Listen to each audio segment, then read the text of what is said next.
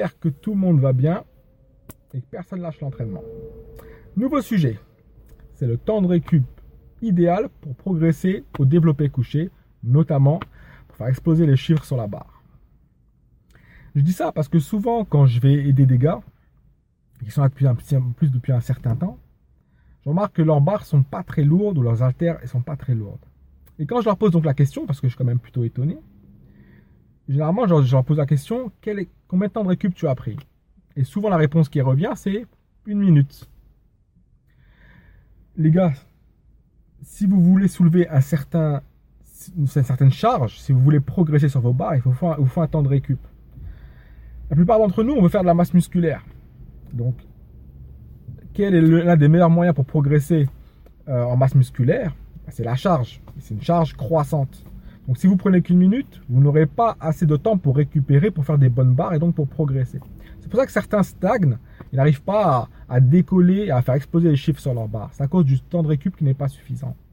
Quand vous faites du développé couché, c'est un exercice polyarticulaire qui travaille certes les pecs, mais qui travaille aussi les épaules, qui travaille aussi les triceps et dans une moindre mesure, les dorsaux.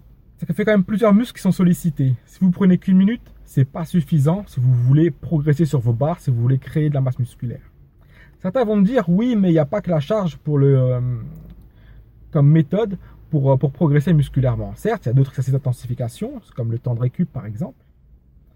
Mais ça, on le met plus tard sur son chemin. On ne le met pas dès le début. Et ça reste quand même les exercices d'intensification comme la congestion ou les temps de récup courts, ça reste un exercice sur toute la séance. On peut pas pumper tout le temps. La congestion, c'est certes sympa, ça procure des effets sympas, il n'y a pas de problème.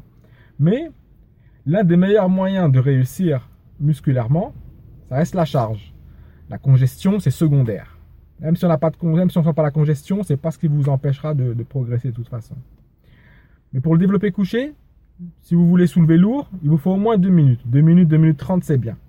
Et après, pour d'autres exercices, style dips, poulies, par exemple, là, vous pouvez réduire le temps de récup. Certes, les dips, c'est un exercice polyarticulaire, mais généralement, si on le place en fin de séance, on est plutôt au poids de corps. Si vous mettez encore de la charge, c'est que vous n'avez pas soulevé assez lourd pendant la séance. Donc, si vous avez soulevé assez lourd et que vous placez les dips à la fin, vous remarquerez que vous n'aurez pas assez de force, vous n'avez plus assez d'énergie pour mettre de la charge. Donc, généralement, on le fait en poids de corps. Donc là, vous êtes sur du 1 minute, 1 minute 30. La poulie, pareil, 1 minute, c'est bien.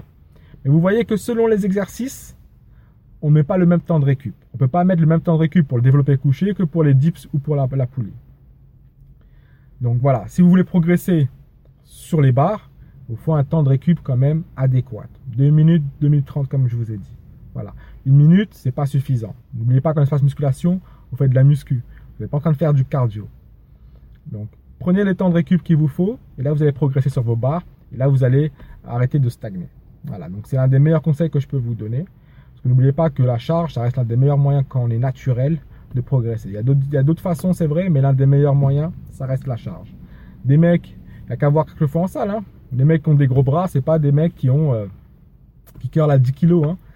C'est des mecs qui curlent à beaucoup plus. Pareil pour le développé couché. Hein. Les mecs, ils ont des bonnes cages. Généralement, ils ne font pas du développé couché à 80 kg ou à 60. Ils font du développé couché à beaucoup plus. Donc, ça montre bien qu'il y a un rapport force-masse musculaire assez étroit. Voilà. C'était le conseil que je peux vous donner pour vous ressusciter davantage sur vos barres. Parce que je vois quand même beaucoup de personnes qui sont là depuis un certain moment en salle et puis qui malheureusement leur barre ne décolle pas alors que normalement ils devraient déjà être à beaucoup plus normalement. Mais voilà, c'est le temps de récup qui fait que ça entrave leur chemin. Voilà. Donc moi je vous dis à bientôt, moi je vais aller faire ma séance dorsaux et fractionnés aujourd'hui. Et puis moi je vous dis à bientôt sur Snap, YouTube, Facebook, Insta. Et c'était Zelias Anis et c'était surtout un plaisir d'être avec vous. Salut à tous les gars, lâchez pas.